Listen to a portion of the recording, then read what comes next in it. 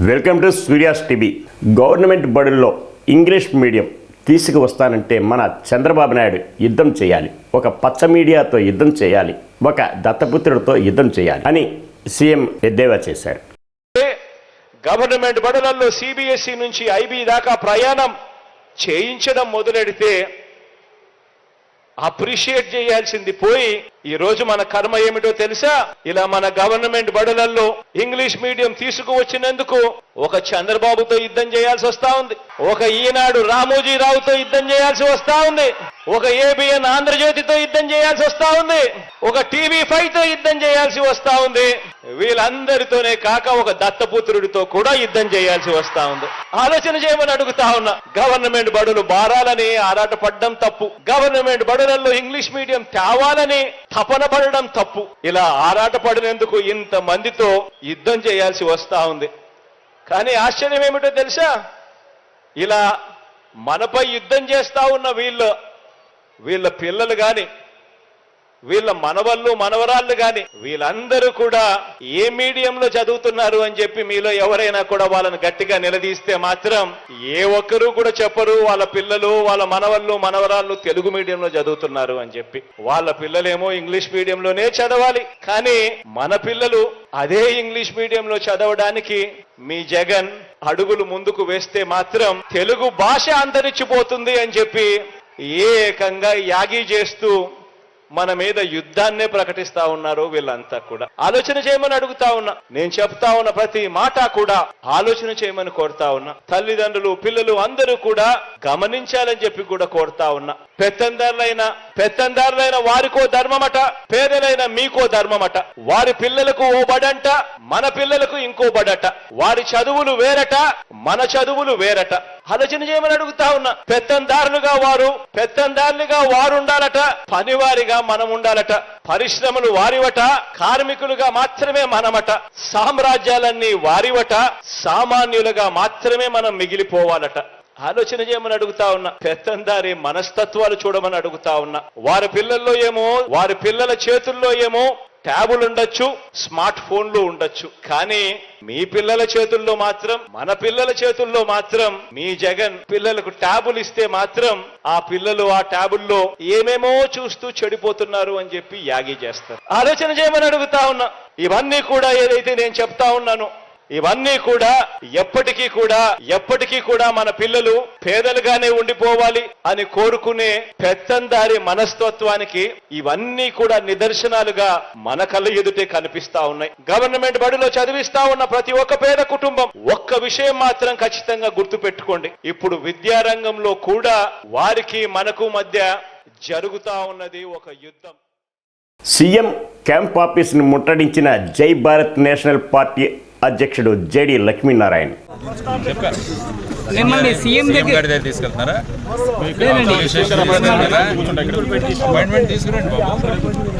Appointment తీసుకురాకుండా ఇక్కడ కూర్చుంటాం.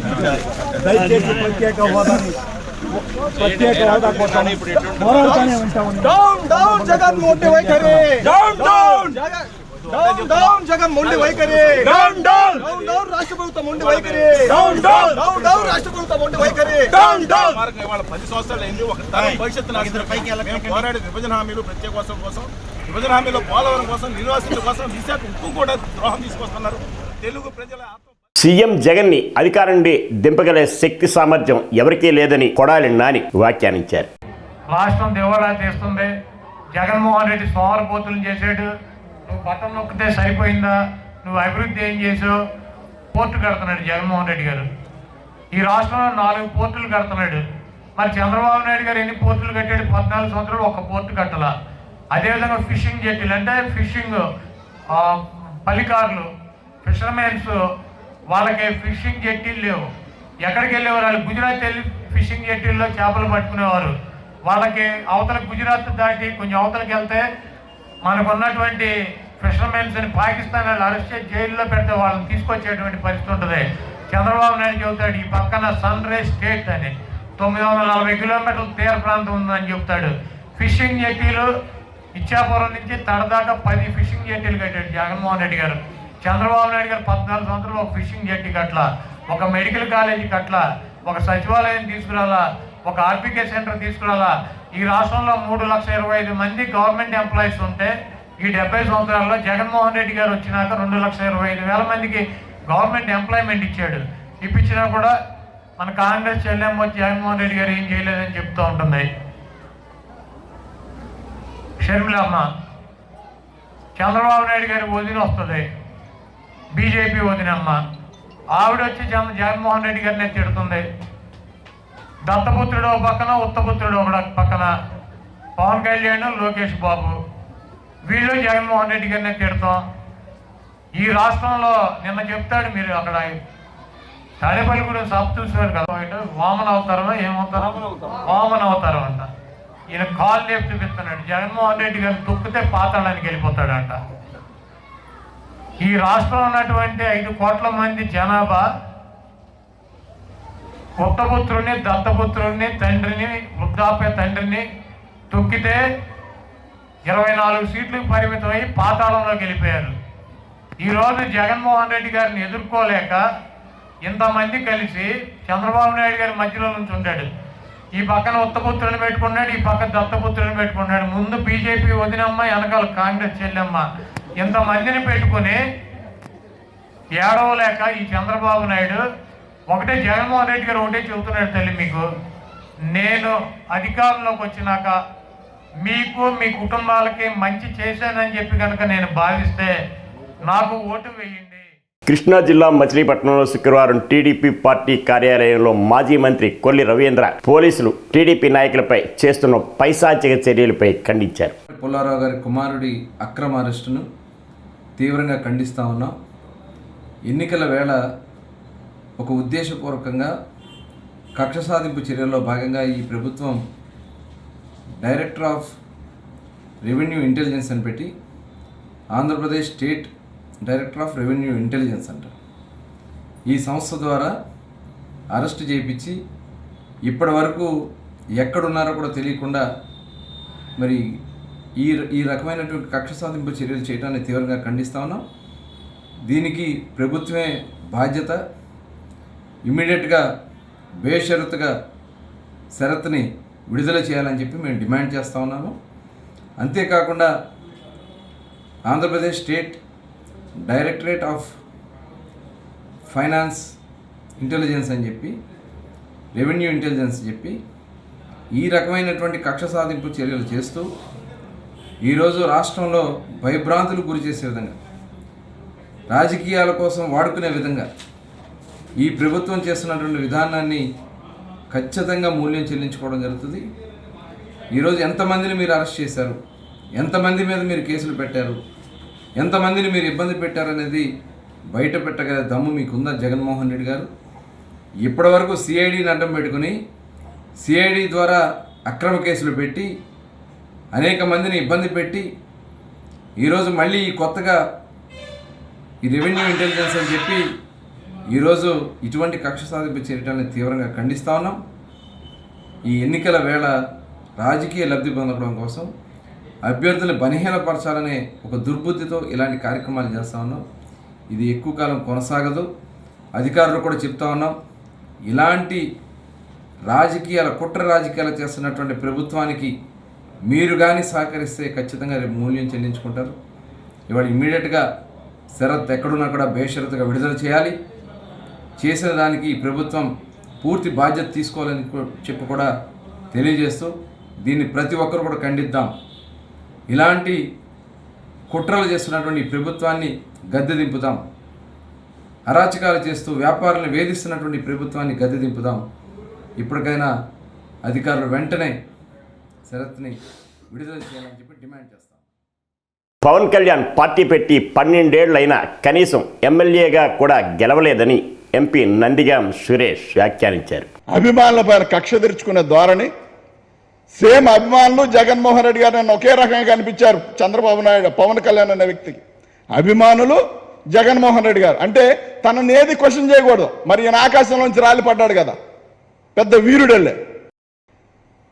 జగన్మోహన్ రెడ్డి గారి గురించి మాట్లాడుతూ తన కార్యకర్తలు కానీ నాయకులు కానీ జగన్మోహన్ రెడ్డి గారిని ఏ విషయంలోనైనా యాక్సెప్ట్ చేస్తారు, జగన్మోహన్ రెడ్డి గారు ఏది చెప్తే అది కరెక్ట్ అని చెప్పి వాళ్ళు మాట్లాడుతూ ఉన్నారు. కానీ నేను ఏది చేసినా నా కార్యకర్తలు నా నాయకులు తప్పని చెప్తా ఉన్నారంటే ఇక నువ్వు గమనించుకోవాల్సింది ఏంటంటే నువ్వు ఏ స్థితిలో ఉన్నావు, ప్రజల్ని ఏ రకంగా మభ్యపెట్టాలనుకున్నావు, నీ కార్యకర్తలను ఏ రకంగా మోసం చేశావు, అదే విధంగా నాయకుల చేత ఏ రకంగా నాయకులు ఏ రకంగా వంచబడ్డారో వాళ్ళందరూ కూడా చెప్తా ఉన్నారు. కాబట్టి వాళ్ళందరూ నిన్ను క్వశ్చన్ చేస్తే నీకు నచ్చదు కాబట్టి నువ్వు చంద్రబాబు నాయుడు సంఖ్య ఎక్కదలుచుకున్నావు కాబట్టి నువ్వు ఎక్కితే ఎక్కావు. కానీ నువ్వు మాత్రం చెప్పినట్టుగా ఖచ్చితంగా చంద్రబాబు నాయుడికి నీ నాయకులు కానీ నీ అభిమానులు కానీ ఎవరు ఓటు వేయడానికి సిద్ధంగా లేరు.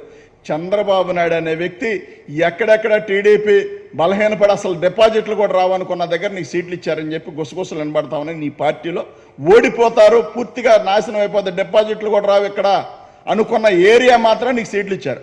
ఇంకా ఆ కాడకు అసలు వదిలేయడం బెటర్ కదా. పవన్ కళ్యాణ్ అనే వ్యక్తి ఆ కాడకు వదిలేసి రాజకీయ సన్యాసం తీసుకో. ఓటర్లకి ఏ విధంగా ఎరవేసి ఎన్నికల్లో గెలవాలో ఉద్దేశంతో రాజకీయ పార్టీ మేనిఫెస్టోలు రూపొందిస్తున్నారని లిబరేషన్ కాంగ్రెస్ పార్టీ అధ్యక్షులు విజయ్ కుమార్ అన్నారు. ఉపాధి హామీ మీద ఆధారపడి ఎంతకాలం అని మేము బ్రతకగలుగుతాం అన్న పరిస్థితిలో ఆ మహిళల కోసం కుటీర పరిశ్రమలు ఏర్పాటు చేసి వారికి ఉపాధిని కల్పించమని గ్రామాల్లో అడుగుతున్నారు. ఇలా ప్రజలు అడుగుతున్న ఏవి మీ మేనిఫెస్టోలు లేవు. మీరు వాళ్ళని ఎలా లోపరుచుకోవాలి, వాళ్ళని నిరంతరంగా మన మీద ఆధారపడి ఉండే విధంగా ఎలా తయారు చేయాలని పేదరికం నుండి వాళ్ళని విముక్తి పరచడానికి బదులుగా నిరంతరం వాళ్ళు పేదరికంలోనే కొనసాగితే అప్పుడు వారు నిరంతరం మన మీద ఆధారపడి ఉంటారు అని పేదరికాన్ని పెంచి పోషించేటువంటి ఉద్దేశంతోనే ఈ మేనిఫెస్టోలు వస్తున్నాయి తప్ప విముక్తి పరచాలనేటువంటి ఆలోచనతో రావడం లేదు. కాబట్టి మేము ఈ రాష్ట్రంలో ఒక నూతన ఒరవడి సృష్టించడం కోసం ఇప్పుడున్నటువంటి పెత్తందారుల మధ్య రెండు కుటుంబాల మధ్య జరిగే వర్గ పోరులో ఒక ధన రాజకీయం లేని విలువలతో కూడినటువంటి రాజకీయాన్ని చేసి అధిక జనులకు విముక్తి కలిగిస్తూ ఈ అధిక జనులనే పేదల కోసం పేదల చేత ఒక స్థిరమైన ప్రభుత్వాన్ని ఏర్పాటు చేయాలనేటువంటి లక్ష్యంతో అధిక జనుల యొక్క సంకల్పం కోసం ఈ లిబరేషన్ కాంగ్రెస్ పార్టీని ఏర్పాటు చేసి ముందుకు కొనసాగుతున్నాము. అందులో భాగంగా ఈ ఎన్నికల్లో పోటీ చేసి అలాంటి ఒక సేవను అందించాలి, రాజకీయ సేవ చేయాలనేటువంటి ఆలోచనతో ఈ లిబరేషన్ కాంగ్రెస్ని స్థాపించి ముందుకు వస్తున్నాము. 3వ ప్రత్యామ్నాయంగా పవన్ కళ్యాణ్ నీకు 4వ పెళ్ళాం ఎవరో కాదు నాయన, 4 ఏండ్ల మనోహర్, మా చేత ఎందుకు చెప్పించుకుంటావు, నీకు చంద్రబాబే మొగుడు అని మంత్రి అంబటి రాంబాబు.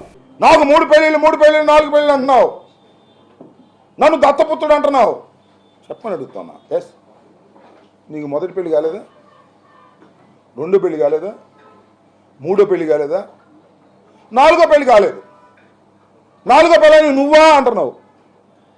4వ పెళ్ళం ఎవరో కాదు నాయనా, నాదెళ్ళ మనోహర్ 4వ పెళ్ళం. మేము మా చేత ఎందుకు చెప్పించుకుంటా, ఏమి నాకు అర్థం కాలేదు.